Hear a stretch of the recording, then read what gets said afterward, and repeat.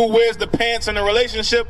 A man. Right. Who's the pastor or a leader over the congregation? A man. Right. And God don't do no mixing and none of that. Right. Give me 1 Corinthians 14, verse 40. And then we're going to jump up to verse 34. 1 Corinthians chapter 14.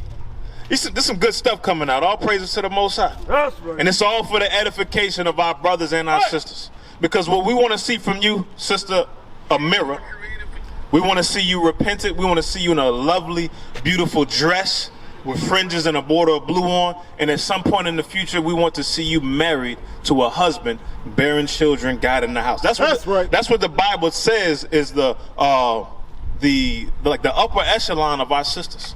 Keep reading that. This is the book of 1 Corinthians chapter 14 and verse 40. Let all things be done decently and in order. The Bible says let all things be done decently and in order. There's an order that God created for the husband, for the wife, for the children. There's an order that God created for your attire. There's an order that God created for your diet. Right. There's an order that God created for who rules over the congregation. That's right. And we can go through all of those things. Give me verse 34. Verse 34. Let your women keep silence in the churches, for it is not permitted unto them to speak, but they are commanded to be under obedience, as also saith the law. So the order for the woman is for her to be under obedience to her husband. Right. Not to be over the congregation. Read. And if they will learn anything, let them ask their husbands at home. You see how the order that God set up in the New Testament is? Right. If a woman wants to learn, she learns from her husband at home. Okay, I got a question. What's your question? About my grandma. About your grandma. So, my grandpa, he was the pastor, but my grandma, she got like, I guess, an attention thing. So she asked him first, so he became the elder, and she became the pastor. Give me Timothy. 1 Timothy 2:11. 1 Timothy chapter 2 verse 11. So, yeah, your father, grandfather. Yeah, grandpa was in the correct position, but grandpa made the wrong decision after he passed away. Check this out. This is the book of 1 Timothy chapter 2 and verse 11. Let the woman learn in silence with all subjection. So your grandpa didn't teach your grandma this one. That's not what he taught her. Read that again. Let the woman learn in silence with all subjection. Keep reading. But I suffer not a woman to teach. He didn't teach her Timothy. The Bible says that when he says I suffer not, means I don't allow. I suffer not, I allow not a what? But I suffer not a woman to teach. Women are not allowed to teach in the congregation. Read. Nor to usurp authority over the man. But to be in silence. So that's the mistake that grandpa made. Grandpa should have passed the position that he had in the church on to his son or to the next man, not to a woman. He had our daughters. Well, somebody else, a cousin, a nephew, an uncle, anybody other than a woman. That's right. God created the nation of Israel, the people on this side, different. The whole concept of having women rule over men, that didn't come from our people. Right. That came from our slave master. That came from him right here. That came in the Garden of Eden. So let's go back to it. Go back to Genesis chapter 2, verse 1. Bring it out. That's where your first question came from anyway. Genesis chapter 2, verse 1. Get that?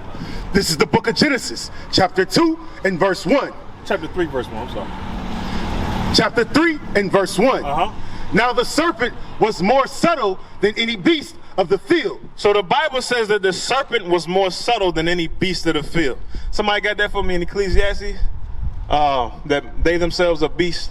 Yes, sir. All right, so we hold that. Go back to Hosea 12 and 10 while they find that for me. Hosea chapter 12, verse 10. I think it's Amos.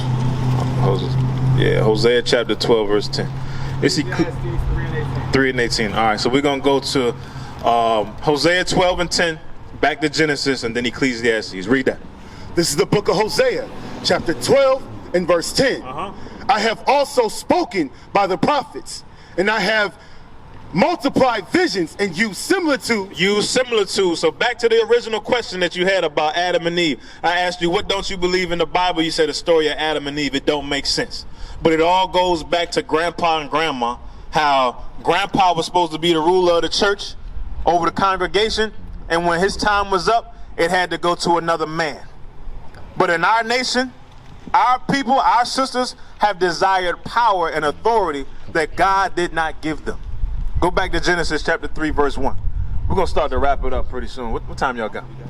2:01. 2:01. All right, it's starting to rain a little. We're going to finish this parable for you. All right, we're going to give you a couple more laws, and then we're going to head out and dry up, all right? I'm at work. All right, read that. This is the book of Genesis, chapter 3 and verse 1. Now the serpent was more subtle than any beast of the field. All right, so go to Ecclesiastes 3 and 18 for the beast of the field. So I'm just going to explain a little bit, a few different components of this story so that you have better understanding when you read about it or talk to somebody else I about it. got a question. So what you're saying is Adam gave Eve the apple. No. He gave her the knowledge. Now, Adam gave Eve the correct knowledge, but Eve went after a different type of knowledge. A knowledge that didn't come from her husband. A knowledge that was going to give her power to make her equal to her husband. Eve went after feminism so that she could wear pants. We used to scream black power while heroin was pushed. But at the end of the day, nothing's in vain. Iuic has been given a vision. The tents of Judah has risen. Many has attempted the mission. Minor murmuring, omitting, and missing the mark. Just reading that he had the flame of fire in his eyes gave us the spark. We on Paul's mission. We out on the road, purple and gold. From Mexico, Cuba, Haiti, Ghana, Sierra Leone. 144,000 boots banging, concrete crackling. These are how men repented at heart.